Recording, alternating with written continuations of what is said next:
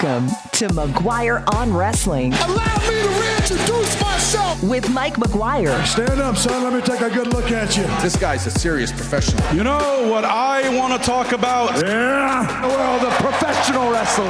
Do I have your attention now? Done shilling. I'm done shilling, okay? Let's get this show on the road. I love professional wrestling. Hey guys, welcome to the show. Another week of pro wrestling and another crazy busy weekend. I hope it's been a good one for you. Of course, Sunday, if you're here in North America, it was a nuts day of just hour after hour after hour after hour after hour after hour after hour of pro wrestling between AEW and New Japan's Forbidden Door coming from the UK, as well as in Boston, Mass. Or somewhere in Massachusetts. I don't know where exactly. But they were there for NXT. Or, as it was known, WWE Heatwave. That was kind of interesting. Nevertheless, they had that show on Sunday as well. Did watch both. Cover to cover, bell to bell on both shows. Made for a long day. And this was after doing 2 indie wrestling shots myself. One on last Thursday. One on the Friday. I did not have to go to the rodeo, which was one nice little reprieve in my week, but there was enough going on around that trust me, it was a busy, busy weekend. So trying to fit life in around watching or taking part in all this wrestling stuff, sometimes it can be a real challenge. But I do it because I love it, and I do this show because I love talking with you about pro wrestling. You're always welcome to be a part of the conversation. The Celebrate Wrestling Facebook page is there waiting for you. If you want to join in, real easy to do. Just sign up to the page, answer a few questions. If you don't answer the questions, you don't get in, period. If you answer the questions, but you seem a little sketch, yeah, you're probably going to be on the wait list for a while. If you want to reach out to me directly while trying to join the page, please do so, and we can expedite that process. But basically, it's a no-jerk zone. It's a place to have fun conversations about wrestling. You don't always have to agree with each other, just as long as you're not a tool bag about it, you know? That's what we do there. So Celebrate Wrestling on Facebook. Also follow the Celebrate Wrestling Instagram page if you're not doing that yet. That's going to be plumb full of new content in the next couple weeks as well, as we've got some more interview stuff coming up. You may have seen, had the chance to sit down and converse with the Brian Kendrick, which is a very interesting name to bring up in pro wrestling in 2025. Brian has been no stranger to, well, having some unique and interesting thoughts when it came to things that were going on in the world. And I'm not going to duck away from them, but I'm not going to dive into them because he has since kind of come to realize that maybe he was buying into more stuff than he should have been. And so we have a pretty amazing conversation, oddly enough, about pro wrestling. I know, weird, right? And he brings up conversations about things like, you know, working with Ronda Rousey, and how about training Bad Bunny for his wrestling experience that we've seen in WWE and other great names around the world that he's been a part of. But it's a really interesting conversation with him. So if you just remember him saying and maybe expressing some pretty dumb things, controversial things, just realize that he knows too. And, you know, I'm not here to defend the guy. I have no dog in the fight, really. But the bottom line is the guy I talked to was a really, really fascinating interview about pro wrestling, about training, and about different levels of success and what he deemed success at this point in his career as well. So great one-on-one with him. That'll be coming up in the next week or so. Also, caught up with my buddy Raj Singh. You might recognize him from TNA Wrestling, Maple Leaf Pro, and Dungeon Wrestling. We caught up and talked about all those things. Plus, he, along with some other noted Calgary wrestlers, bringing back professional wrestling training to Calgary. Yeah, very, very cool stuff. So we'll talk more about that as well in the next coming days. But Dave Meltzer is here. We're going to go through everything when it comes to Forbidden Door. And also, unfortunately, you know, we try and keep the conversation light here, but this is a brutal story involving a wrestler who wrestles as SykoStu in California, and a situation involving him and Raja Jackson. Rampage Jackson's son. Rampage Jackson, of course, the legendary MMA fighter. And Raja, if you've seen the video, you know what we're talking about. If you haven't, it's brutal stuff. It's brutal stuff. So we're going to talk about that with Dave as well. And then, of course, it's your thoughts on AEW New Japan Pro Wrestling's Forbidden Door with another rousing edition of Yay Boo. But rather than do the 5 count this week, because frankly, I think if it's Monday, you're probably already caught up to date on some of the headlines as I watch Dragon Lee and JD McDonough face off against each other on Raw now. We're going to take you to the UK with a special guest and a great listener, very, very supportive listener to the shows and what we do here. But I had the chance to catch up with Chris Holt, who was a part of the audience at Forbidden Door. So let's take you to that conversation right now. Well, as we always like to try and do, if you go to a major show like this and you happen to listen to the show, we love hearing your experience. Joining us from the UK, it is Chris Holt. How are you? Hey, Mike, good. Just got back from London, so perfectly timed. Where do you live in relation to London then? About how far is it away for you? I'm out Stansted way, so that's where one of the 3 major airports is. So about an hour outside. We are here to talk, of course, about your experience, AEW's Forbidden Door. Well, sorry, AEW and New Japan Pro Wrestling's Forbidden Door. However, I don't know about you, Chris, but to me, this felt a lot more like an AEW pay-per-view featuring New Japan Pro Wrestling and maybe a little bit of Stardom and CMLL. Yeah, it was... Okay, they put the logo on the posters, but you wouldn't really know it. It was an AEW event. It felt like an AEW event. New Japan were there for the ride. It's a shame they're probably not quite where they used to be. I mean, my friends went out to Wrestle Kingdom nearly 10 years ago now, and that was hot back then. But I think now they'll take anything they'll get, potentially. I don't know. It was an AEW show. In your preview, you talked about, the title matches. They weren't going anywhere. But that didn't stop them from being good matches. Yeah, I'm actually quite happy with myself. I did quite well on picks. I don't know my exact record, but I think I did all right. How about you? Were you pretty much on the ball with what you thought was going to happen every match? I wouldn't say there was anything that was a surprise across the evening. I mean, Cope and Christian were always going to win. There was going to be some way to get the tag titles off of the Hurt Business. Yeah, the good guys came out in the main event.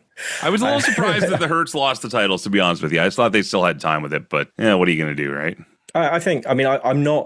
Wouldn't say I'm watching AEW week on week. It's hard to find in the UK. It's on ITV, so it's a few days late, and then you have to watch all the ads and things. So more following WWE now that it's on Netflix and it's easy. And Andy mentions it all the time on the podcast, so I kind of feel obliged.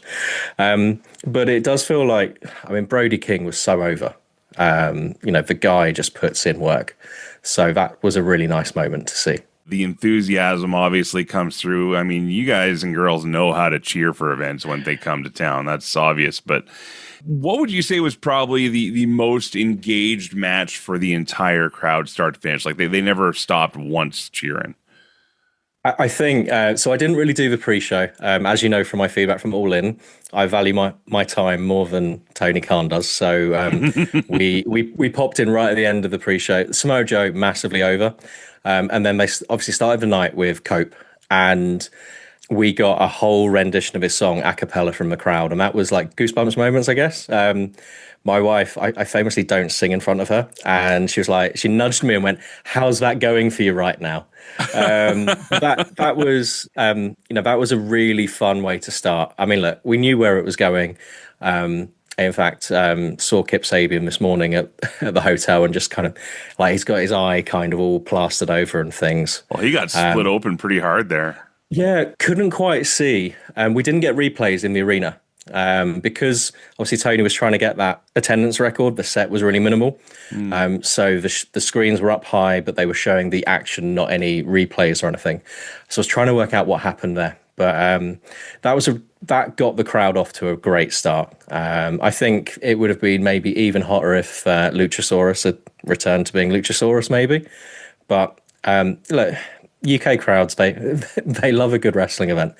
And it was a good event. It just flowed really nicely. Chris Holt is his name, and it was at AEW New Japan Pro Wrestling's Forbidden Door 2025. Always like going this way if you're comfortable with it as well, because I feel it's important, especially in today's pro wrestling economy. You and I, enjoying life, being international Netflix subscribers, we're not going to have to sort our way through this mess for watching WWE moving forward. But when it comes to dollars and cents and time spent as well, as you mentioned, I'm always a big believer that time is just as much a valuable currency, if not more, than the cash you lay on a ticket. Do you mind giving us a ballpark of what you paid for your ticket, where you were sitting, and honestly, if you feel like it was worth it? Yeah, look, I was on the fence about going to this. I mean, we went to All In the last 2 years and walked away, and they started advertising the event. And I was like, oh, do I really want to go from Wembley to the O2? I've seen lots of wrestling in the O2. And I was on the fence until last weekend. And I just noticed the prices were coming down and down. So we got our 2 seats. We're in block 102, so in the bowl, above the, I guess, the first level of seating. So we had a great view. We paid £56 per ticket, which, for context, in March, when John Cena was in town for his last Raw in London, I paid £141 to be at the top deck, literally the back row of the top deck, touching the back of the building. And that was a ticket that 15 years previously I was being charged £30 for. So although they announced like the attendance record and things, the numbers were coming down for this event all through the last couple of weeks. You could have picked up a bargain if you wanted to turn up on the day. As they tend to do now. That's the new ticket pricing strategy with all these things. But nevertheless, going through that then, I mean, it sounds to me like I already know the answer, but I just want to hear it from your mouth, not mine. You feel like you got your money's worth? Absolutely. Yeah, no, it was a really, really good evening of entertainment. I also knew they had a curfew, so I knew they wouldn't be going long, and we were staying, there's a really nice hotel next to the O2, and we stayed there. And it was quite funny because there were wrestling fans outside of it and around it, and there were a couple of wrestlers milling around. You didn't want to be that fan. It was like, hey, can I get... And it was just nice to sit down and chill out and let them chill out. So the only interaction I had was like this morning saying to Kip Sabian, as we were going for a run and he was getting onto his coach, I was like, great match last night. Thank you. And he's like, oh, cheers. I felt that was normal, but people I felt sorry for Action Andretti and Leo Rush because they were in the bar, and every so often people were coming up to them and I couldn't tell if they wanted that or, it's one of those things. If you're in the hotel, if they're in the bar, they know what's going on. Very true. I don't buy for a second that a wrestler after a pay-per-view goes to the hotel bar and doesn't want to be bothered by any of the fans, brother. No way. Well, you know what, man? This is great. Really appreciate your feedback on this. We got a bunch of announcements. Obviously, they're coming back. Also, you've got a bunch of WWE shows coming that way again. I mean, we talk about it all the time here in North America, but I mean, the market is just so saturated now, and it seems like the world has just gotten so much smaller. Going to the UK, going around the world is less and less of a concern for these companies now. They just want to get in front of everybody. Are you feeling pressure at all, like the fear of missing out, to try and get to as many of these shows as possible? I think the first All In, I wanted to be there. So I got into wrestling in 93. Hence you see Bret Hart stuff behind me. So I missed out on that first SummerSlam experience, which my dad would have hated taking me to. But I missed out on that. So I wanted to make sure I was at that first All In show. I think because I've been going to live events for probably 20 years now. So there'll be times where I can give it a miss. They're coming, they come through regularly. Typically I was working up in Glasgow the week before when Cena was there. I think I posted in the Celebrate Wrestling thing. It was like, I'm just running past where John Cena was. But yeah, looking at the Manchester dates, it's tempting. That's not too far away if you can make it work. But I don't feel there's a pressure because I also know they're coming back soon. Whereas, it used to be we'd get one tour a year. And we had some phenomenal matches. Like we had Cena and Shawn Michaels straight after WrestleMania 23. We've had some incredible shows over here. The one that everyone kind of is still searching for is that WrestleMania. But I can't see it because the amount of money Las Vegas and Saudi Arabia can throw at WWE. but I feel like we get a lot more now than we used to. Never say never. Chris Holt, thank you so much for giving us your in-person insight from your time at Forbidden Door. I got to ask this too really quick. You got some memorabilia and stuff. Did you pick up any merch at the show? So I didn't. My wife did. So my wife bought a Tony Storm shirt ahead of time. And then at they had a merch store outside of the arena, and she got one of the ringer tees, you know, the old New Japan style, which was red and white. She got that. I find AEW's artwork a little bit unsubtle. I bought a couple at the last couple of All In. Maybe I've got a high bar when it comes to merch. Like, this one's really subtle. Like, I can wear this in meetings. It says Dragon, Fisherman, Tiger, and German.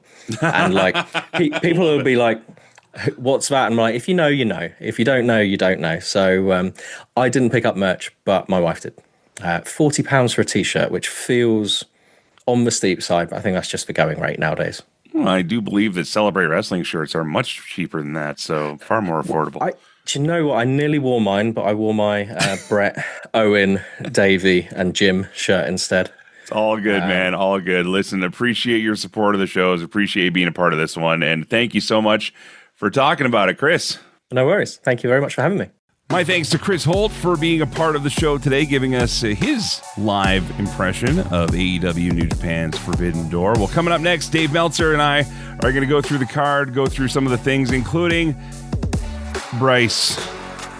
I'm sorry, Bryce Remsburg, the referee, the 3 count during the World Title. Oh, my gosh.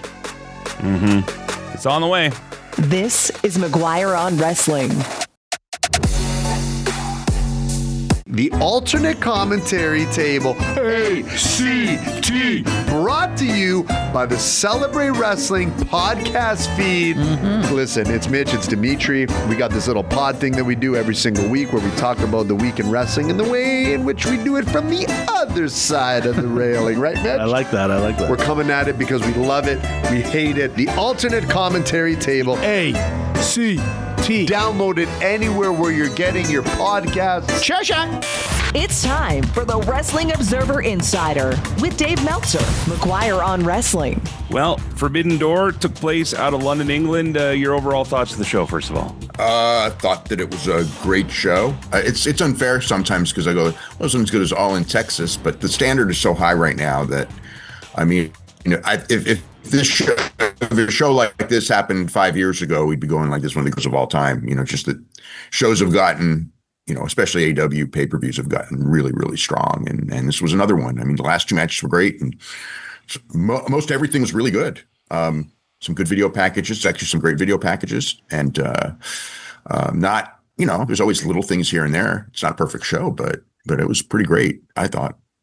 I thought the pacing for this one was really good. In fact, a few people were commenting on that. It was another 4.5 hour main show that didn't feel like a 4.5 hour main show. You know why? Because it was early. That's the key. If you do a show in the afternoon, you can get away with longer time, just like the All in Texas show. If you do it like late at night and you're running it like till 1 a.m. Eastern time, that's when people start really complaining about long shows. If you you know, it may be a thing. It's going to be very interesting because, you know, All In, I know, did very, very well on pay-per-view. I don't know how this one did yet. But if it did well, I would actually, if it did like normal numbers at going that early, I would almost push for the idea of doing these shows in the afternoon and then going 4.5 hours, because it's not a problem to most people, and you get it out of the way, and people aren't saying that they're tired or anything like that, or, you know, have to get up late for work. It's revolutionary. I mean, you wouldn't do it, but if it works, it's an interesting concept.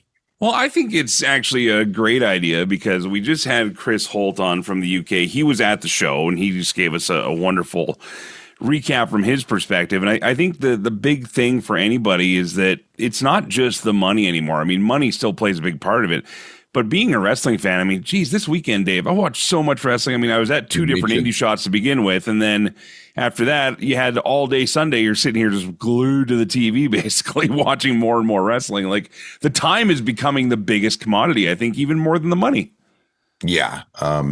Yeah, I know. And I was trying to watch and didn't really succeed in watching like Rev Pro, and I watched some Stardom, and I watched Arena Mexico. I mean, and it's nothing but great wrestling. I mean, we are we are spoiled by the riches of wrestling right now, like nobody has ever seen before, and somewhat desensitized to it. I mean, if there were, like I said, if there was a show like last night's show and it was like in 1993 or something, we'd be going like, oh my God, what an incredible show. I mean, because the guys are talented and, so talented and also the mentality of the guys is so different. I mean, before it was just different. It was different. Now the mentality of the guys is just put on a great show for the fans. And, I mean, the big problem now is not so much the money as much as like, don't kill yourself, because these guys, they scare me, in a lot of cases, especially in AEW when they put on a big show with, like the Darby Allin stuff and everything, where it's just like,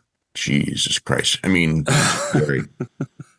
Yeah, I did want to talk about that with you as well, because again, we got another point where Jon Moxley and Darby Allin, I just, these guys just don't play nice together. And it gets to the point where as a fan, I just watch and cringe. Like it's not even gross out entertaining to me. It just feels awful. And I know you're going to say, well, it's not my cup of tea, but it's what people like. But I don't know any. And even the guy that was there, he just told us, he wasn't crazy about that ear spot at all with the re-piercing. I sure wasn't. I never am. No, I know you're not. But I just like, what are they accomplishing? They've already got our money. They've got our viewership. Like, what are they accomplishing at that point? They're trying to shock you, and it's really hard. When you want to shock people because they've seen everything. So, but yeah, if you didn't have that in the match, would it have made a difference? The match was going to be awesome with or without that spot. And, but Tony's done that from the beginning. He's heard people complain about, the blood and the gore and everything like that. And, I think he thinks he's building a successful company. And so that's the direction that they allow. I think it's, it's certainly not my cup of tea, and I think it would be better without it. You don't need to. I mean, I know I had people here, who loved the match but didn't love that spot. That's for sure. Okay, I mean, so you got Moxley was really interesting watching him when he was doing that, because he had this face, and it was like, oh my God, it's like total chic 1971. It's like, and he wasn't even alive then, but it's like I think that. He saw that, and, that drew money in 1971. Yeah, well, there's a lot of things that drew money in 1971 we wouldn't be doing today either. But that's true, without a doubt. Let's talk about the ins and outs here. I mean, it was billed as a lights out match. We're talking, of course, about the final match on the show here for AEW's Forbidden Door with New Japan Pro Wrestling. And I mean, the story about Ospreay's neck and the need for surgery, like how much of this is legit and how much of this was, what's the word I'm looking for? Embellished for the story of the match.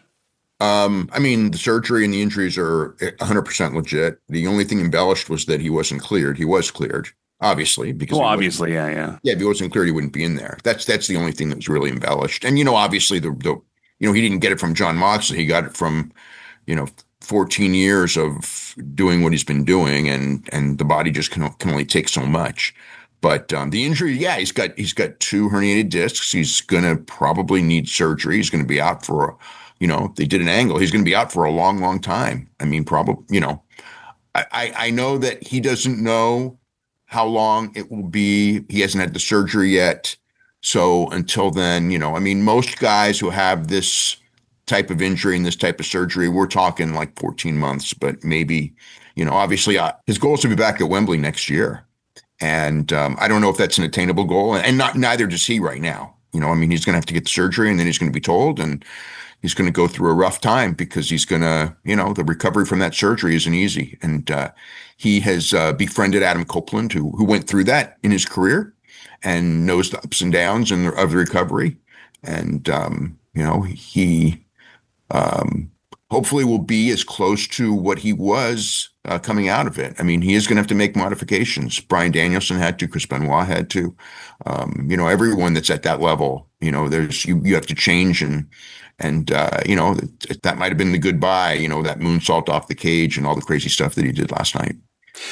Well, and that's the other question, too, I have, because, I mean, nothing is certain for sure, obviously. We can't predict the future, but, I mean, what is the likelihood you feel or you've heard even of an actual return? Like, is that definitely something that's in the cards for him still?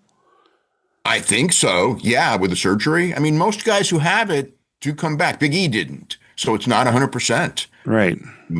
You know, I mean, but Big E's was from one really bad incident. Will is a lifetime of wear and tear. It's different. But no, I mean, I'm not a doctor. I'm not examining him. You know, he's going to have to. He will hear from his doctor after he has the surgery, and then we'll all have an idea. But right now, nobody knows. I mean, you got your goal, but whether that goal is attainable, you know, the goal is a year, but whether that's attainable, I don't know. We're talking to Dave Meltzer from the Wrestling Observer, WrestlingObserver.com, about AEW New Japan's Forbidden Door. We say AEW New Japan's Forbidden Door. This was an AEW pay-per-view, right? Like, I mean, this was... Yeah, not a lot of New Japan. There were some, but not in the, you know, I mean, like Tanahashi was there and Yu Uemura was in the pre-show and, you know, there were others. But, yeah, not so much because they were doing G1 and it was just hard to put together a card with all the top guys in G1. You know, Zach was there defending the title, but not as many New Japan guys as usual. And hopefully next year they don't, I mean, it won't be in August, so they'll be able to do it back in June and they can put together, you know, more of a Forbidden Door card with more of the New Japan guys. Overall, I think I almost aced my predictions going into this one. Not a lot of surprises for me. Were there any storyline surprises for you that came out of this show?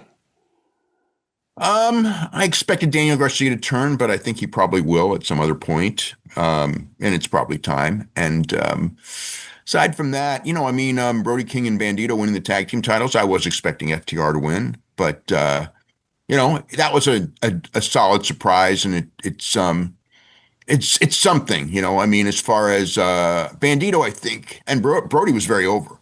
Bandito, I think, has a lot of potential, and I think that they know that. And I think that he really did himself good in June, that month that he had, where he was having all those incredible matches in Mexico and really opened a lot of people's eyes that are in power, you know, like obviously Tony and Bryan Danielson loved him. And, you know, Bryan Danielson's very close to Tony when it comes to this booking stuff. So I think that that's the idea, is that like, hey, you know, we've got somebody here with charisma who can be our Mexican superstar.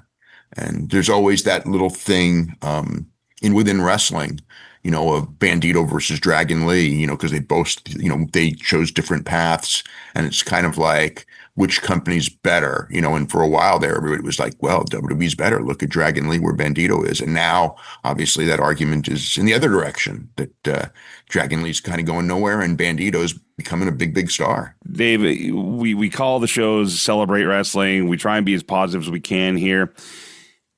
I'm going to go off on a bit of a rant here, so bear with me, and then I would love your feedback on this. The pinfall situation in the men's world championship match. Now, I'm not just going to talk about the foot on the rope situation, but there was the rolling 1 counts where Bryce Remsburg is hopping back and forth. I mean, doing the counts mid-move, like there's no pinfall, there's no nothing. And then we get it followed up with this janky 3 count that, by all intents and purposes, any other wrestling match, anytime I've ever watched this, for the most part, unless another referee comes to the ring and says otherwise. Or a wrestler, or they point it out on the replay on the screen. Yeah. Or anything that negates an actual 3 count with a foot on the rope. Yeah. Like, this. A little too garbage. I know what you're saying. Yeah. Well, I mean, it was weird because it's like the referee sees the foot on the ropes like 2 minutes later, which is just kind of ridiculous. And I think the thing is like in this day and age, but wrestling, you know, insists on being archaic. And this goes with every wrestling company that there is, everyone, because we're all in this little bubble of, well, this is wrestling.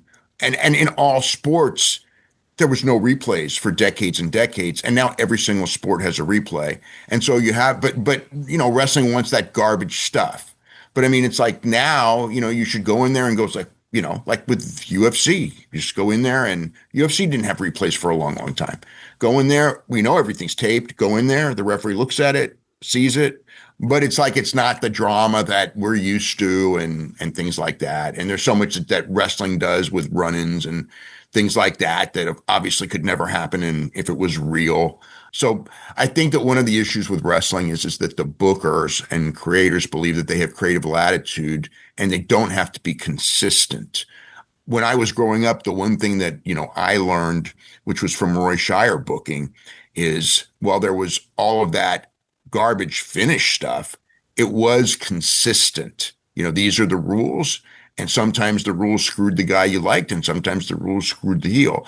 But it was consistently applied. And here they don't. And WWE's the same way. They don't feel that there's any need for consistency because it's just wrestling, and that's what we get. And I understand your point of view, and you're right. This was really bad though, Dave. Like 2 minutes later, no other consultation. Oh, his foot was on the rope.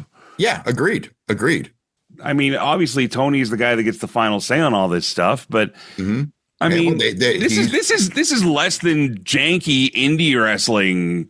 It's stupidity. It's just what I've said. They believe that there's carte blanche, and you have you don't have to be consistent. And if you feel you don't have to be consistent, you come up with these scenarios. Yeah, I thought, okay, first of all, the foot's on the ropes, so I figure someone's restarting it. That's fine. But the nature of how they did it, and then the referee comes to later and sees the foot on the ropes, that's just, it does make no sense at all. And again, we're talking about pro wrestling. I mean, there's series now. I mean, WWE has a whole show talking about how they, do things and whether or not that's all 100% legit. Who cares? The bottom line is the one thread as grown-up wrestling fans we've always appreciated, I feel, and that's from any company, is when we don't feel like they're insulting our intelligence. So you know what? You set up this universe where if a foot is on the rope and the 3 count happens anyways, but the ref didn't see it and nobody else says otherwise, we got a new champion. MJF should be the new champion by all rights. And then all of a sudden, again, this felt to me, and it's not going to be like, oh, screw AEW overall. But I thought that this particular moment was just kind of a, come on, man. Like I can play along with everything, but this. Well, I didn't have a problem with that because the foot was on the ropes, and I've seen situations like that. I mean, even going back to that last WWE pay-per-view where Jade Cargill actually was Tiffany Stratton's foot on the ropes to break a count that she was winning in, that she was about to win the title in, because she forgot to get her foot on the ropes or wasn't too far away or whatever. So, I mean, I've seen some really weird stuff. But yeah, I think that everyone gets too cute for their own good. And I think that this was an example. I think, like those two had a great match, but but storyline wise, they wanted to get too cute. And again, like if he put his foot on the ropes, the ref counts 3, and then they go in there and, they show a replay, sees the foot on the ropes, restart the match. That's all you need to do. That's it. But the guy being knocked out and then seeing the foot on the ropes, minutes later, it's like, no, that does make no sense at all. So you're 100% right to complain about that, because I thought the same thing. It's like, there's ways you can do it. I wasn't against the 3 count with a foot on the rope spot, but you have to have a far more legitimate way of turning it over. Maybe Bryce Remsburg was having a broken Matt Hardy moment and had a premonition of the foot on the rope while he was knocked out. I don't know. Anyway, we'll get off that topic here, but overall, I mean, no big title changes besides the tag title, honestly. Not a big surprise there. We kind of knew that was going to be the case with a lot of these matches. Especially when the champions don't even lose, Yeah. I'm never a fan. That's another thing I'm not a fan of is champions, the idea that a champion can lose the title without actually being beat. I think that's like Paul Heyman was the guy who really popularized the 3-way, and everybody copied it. And, it's an added element, but it also was become an incredible booking crutch. And I hated that, like where you've got champions and they didn't lose, but you've got new champions. And it just, to me, it makes the championship look, ridiculous. I got my pick. I've mentioned it on our Facebook page, but I want to ask you, who do you think stole the show out of Forbidden Door this year? Oh, man. Will Ospreay. Okay. I said Kyle Fletcher. Yeah, Kyle Fletcher had a great match, but him and Hiromu Takahashi are great. So that's just it though. For those that have never seen Hiromu before, like, I mean, I thought that Kyle especially made that match way more interesting and did a great job with an opponent that might not be known to the other side as much. So I thought Fletcher is on a path for sure, and maybe with this time with Ospreay being away, I mean, this might be his opportunity. Who knows? Well, it was funny. As I was watching the pre-show, the 0 hour, I said to myself, why isn't Samoa Joe in a better position? And then I thought to myself, Joe's been around a long time. Maybe Joe's just happy being Joe and doing what he's doing. But if you're going to have a time now to elevate somebody and get somebody, I think Fletcher's got to be your guy. I mean, MJF is there, obviously. Well, who else do they got? I think everybody sees that in Fletcher. He's going to, you can't just automatically get him there, but he's on the path to being there. Him and Takeshita both are going to be. Takeshita is probably going to wind up being a big time babyface, and Fletcher will at some point too. But I think Fletcher should go a lot longer as a heel before he does the turn. Hey, Takeshita's got 3 contracts right now. He's making that money. You know what?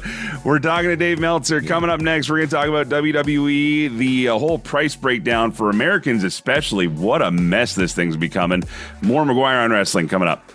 This is McGuire on Wrestling. Legends and Champions is your weekly fix to go old school, looking at the classic world of professional wrestling. From Hulk Hogan to the Hitman Bret Hart to the Icon Sting to the total package Lex Luger. We have it all each and every week on Legends and Champions, part of the Celebrate Wrestling Network. And it's available on a Wednesday with me, Andy Evans. See you there. Welcome back to McGuire on Wrestling. Back with Dave Meltzer from the Wrestling Observer. Dave, thank you so much for offering us some insight on Forbidden Door. I know you're going to have a lot more in this week's newsletter coming up about it, obviously. But I wanted to switch back to something we talked about last time we spoke, and the details were just coming out. Since then, you've written it out. I also saw Brandon Thurston put out some stuff as well. And you guys have done a great job, both of you, explaining and also making me say, God dang, am I glad I'm on a Canadian Netflix plan, because I don't know how WWE fans in the U.S. are going to survive all this. They're getting paid. WWE's getting paid, incredible amounts of money for all these things. And, we had a situation with Peacock where they just want to charge one fee, and now they went to ESPN where that fee's, triple. So there you go, or more than triple, actually.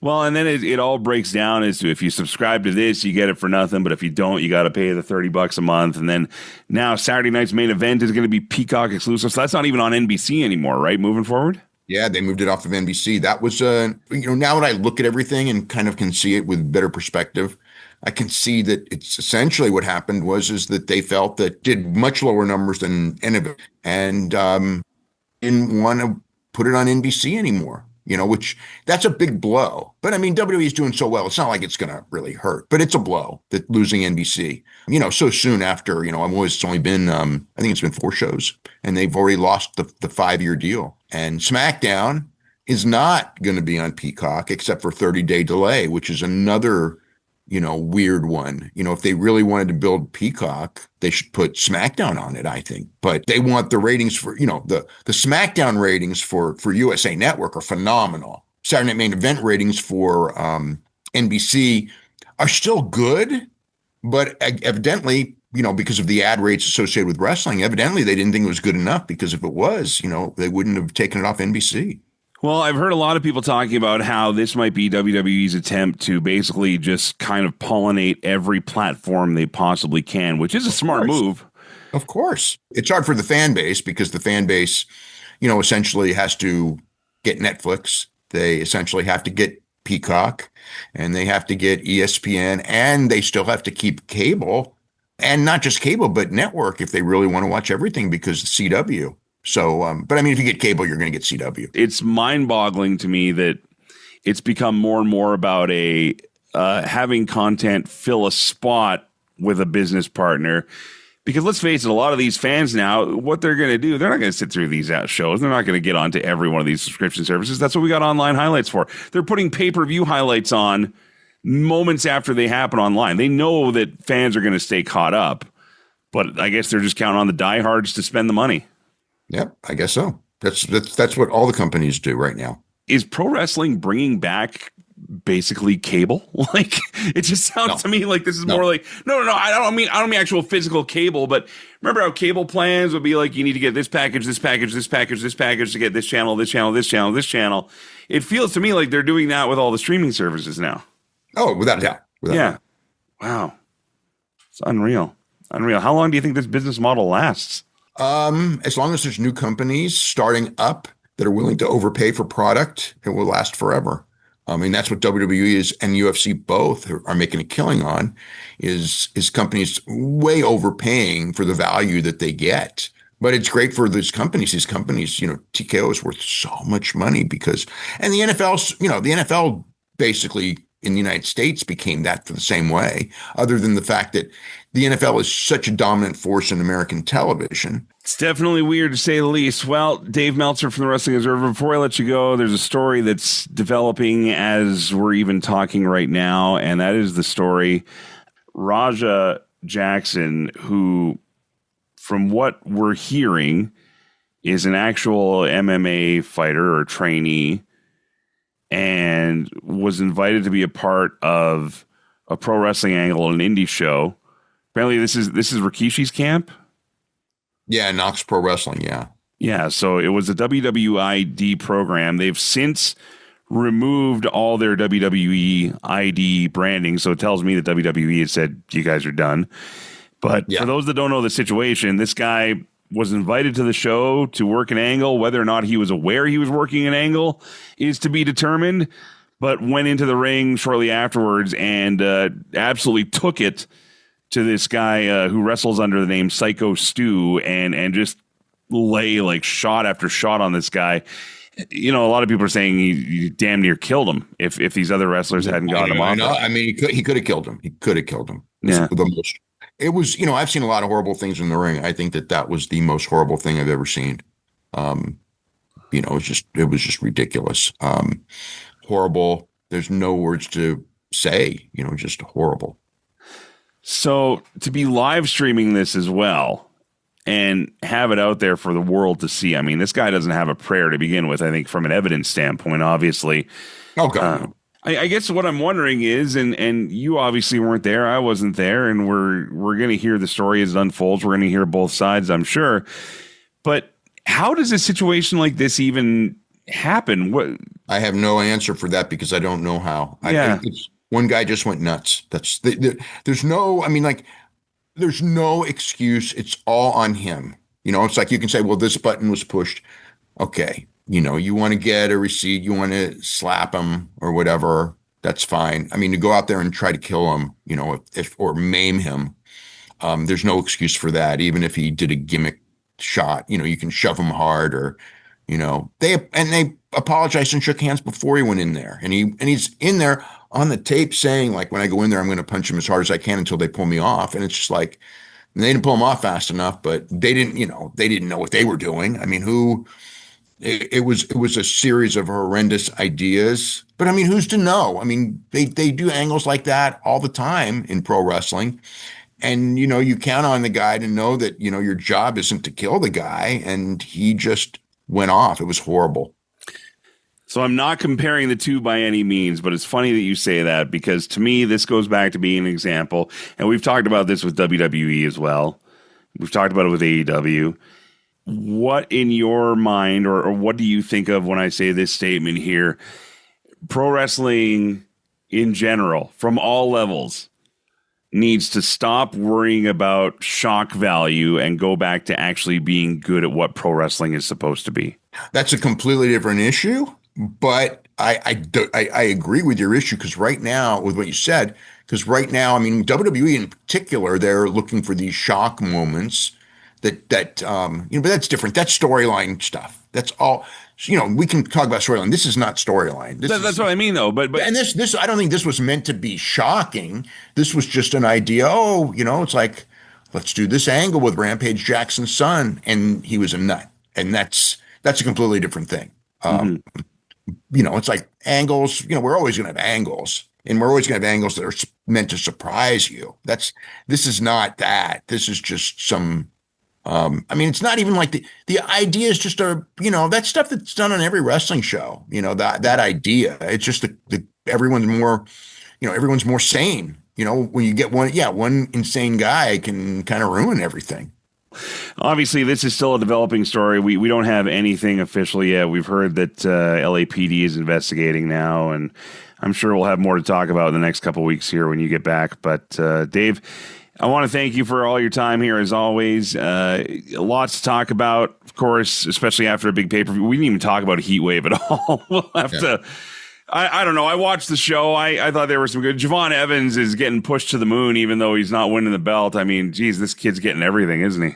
Yeah, he's super talented. Yeah. I'm not saying he doesn't deserve it, but he made the show. I thought the show was fine. It's the problem with that show is that it followed the AEW show, and the AEW show was so much better. But taken on its own, I mean, the Heat Wave show was fine. It was good.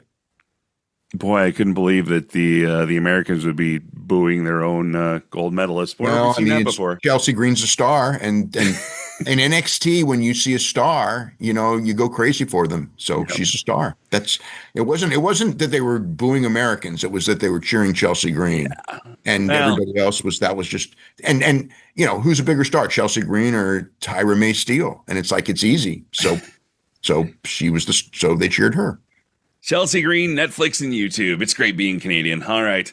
Yeah. Dave, before we let you go, what are some things people can read about in the latest Wrestling Observer? Everything on the ESPN deal, and all of the different changes and things that are going on and whys and everything like that. We kind of talk about the whole WWE, how the booking has changed because of it, because of the September 20th head-to-head, which is going to be quite the day that day, boy. 5-hour AEW show and probably, I'm going to guess, 4-hour WWE show head-to-head. That's going to be brutal. And the G1. Takeshita was the right guy to win G1, right? In a different year, yes. What has happened with New Japan is their business is down, and it's down to the hardcores. And the hardcores hate, or I shouldn't say, maybe even hate AEW because the idea is AEW stole Okada and Will Ospreay and stuff like that. So because of that, they see Takeshita as a AEW guy. So they were mad, that he won, that he was picked to win, and they think Tony Khan forced it, Tony Khan has nothing to do with the G1 booking. Takeshita was the best guy in the tournament. I mean, but those people, a lot of people resented a AEW guy winning, no matter whether he was the best guy or not. And Gedo, when he booked, I think that the idea was, hey, we've got this Japanese guy, who, I mean, is a worldwide superstar, and we can put the world title on this real worldwide superstar.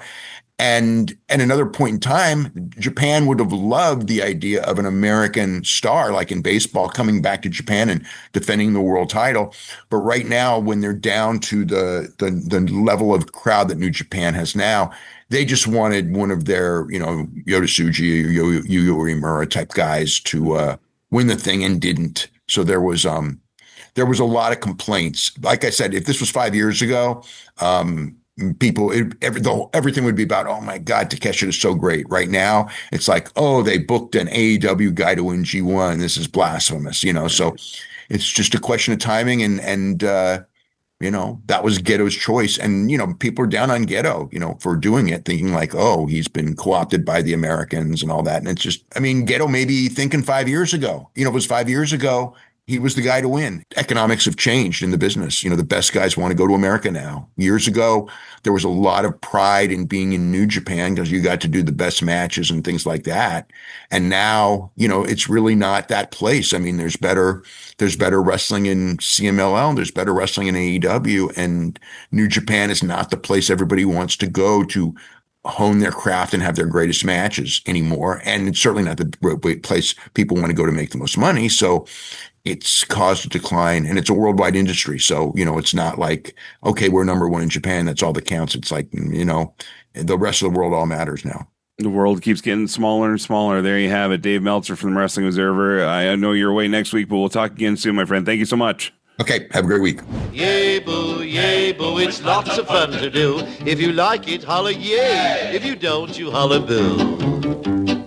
Final portion of the show, and we only got a few minutes left to go through. After a major pay-per-view, we like to get your opinions via yay or boo.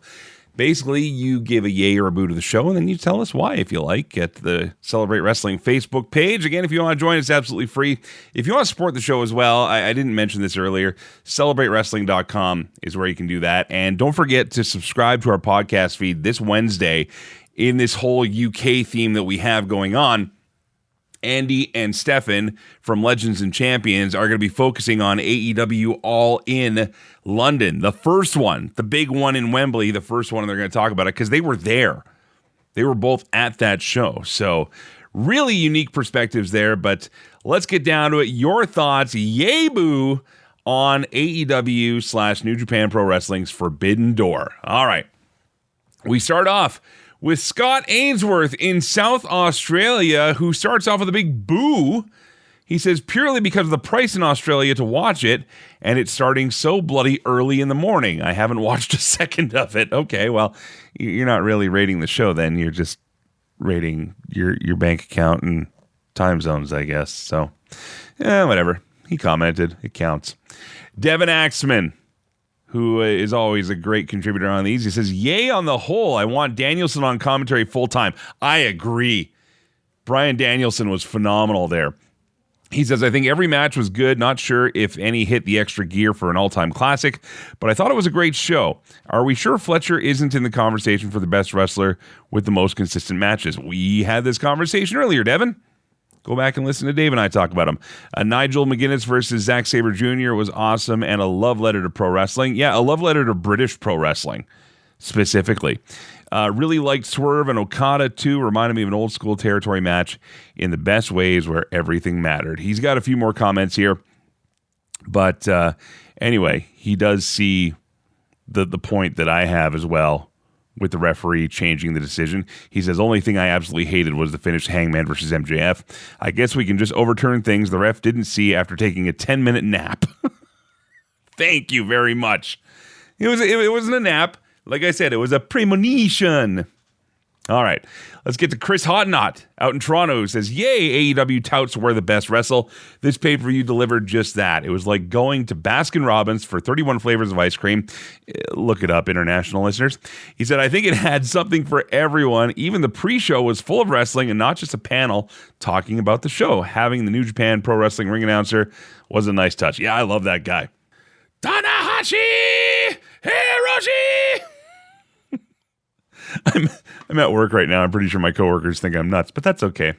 Mike Marquardt says, definitely yay. Even if it was an emotional letdown from their last show, it still delivered. Why was it an emotional letdown? He says, some strange booking decisions didn't take away from a solid show top to bottom. Yeah, it was weird. It was weird. There were comments during the discussion thread about even the starting match with Christian and Copeland against the Wayne family there with Luchasaurus, Kanosaurus, whatever he is.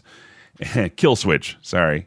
And Kip Sabian. Kip Sabian is becoming like just the guy that gets into everything. Just one faction to another. John Persky says, big yay, AEW always delivers. Jake Allenar says, mother truckin' yay. Oasis and Hanson were cherries on top. Nigel versus Zack Sabre Jr. match of the night. But folks, please keep your forks on your meals. Yes. Absolutely yes. I will say I popped pretty hard for Hanson. I have a long history with that Mbop song. I'll tell you about it someday, but it's pretty awesome. Joe Aguinaldo. I got to get Joe back on the show. These Monday shows suck because we both got to work. But Joe says, solid yay for a damn solid card. Agreed. Blaine Vandergreen says, yay, not a bad match on the card, and a couple of match of the year contenders. They also did a good job of putting some shine on some of the lesser known talents or rising stars like Kyle Fletcher, Bozilla. Oh yeah, Bozilla from Stardom. She's, what did they say? She's 20, 21 years old and just a giant and second generation. And Anyway, Brody King, Megan Bain on the 0 hour. There was a ton of storyline continuity as well. And the pacing was really good. They at least kept it under 5 hours. My only gripe was the closing angle. Cage matches are intended to be the culmination of a feud, not the start of them. Yes, but Blaine, AEW gonna AEW. It's what AEW do. Nevertheless, he says, plus they basically did an identical angle with Ospreay last month. It just felt very repetitive, but aside from that, a solid show. Things in wrestling seeming repetitive? What? We didn't go through 3 years of Bloodline together, did we? And still kind of going through it? Sort of? Whatever. And then Cody wrote this right after the show ended. First post on the Yay Boo. It's over? Damn, I forgot the time change. Yeah, just like a lot of you probably forgot about the Raw time change today, because that's going on again, like I said, while I was producing the show. So either way, thank you very much for your feedback there. You're always welcome to chime in. I always love hearing from you. And if you want to be a part of the community, again, CelebrateWrestling.com has everything. If you'd like to pick up a t-shirt or some stickers, or even just make a PayPal donation to support the show financially, that's appreciated. I don't do it for the money. We don't do it for the money, but if you can help us knock off a couple bills here and there, that's super sweet of you. But again, it's not expected. We're always happy to be here and celebrate wrestling. Get it? See? All came together. That does it for me, friend. I am going to go have a nap now because I've been going since my morning show, and it is time to shut her down. Listen, enjoy the rest of your day. As always, thank you for listening and letting me do what I do. Till next time, play safe, drive safe. Be seen ya. McGuire on Wrestling. Online and on the radio. Listen to the show Mondays at 4 p.m. Mountain Time at CKXU.com, wherever you get your podcasts, and at McGuireShow.com.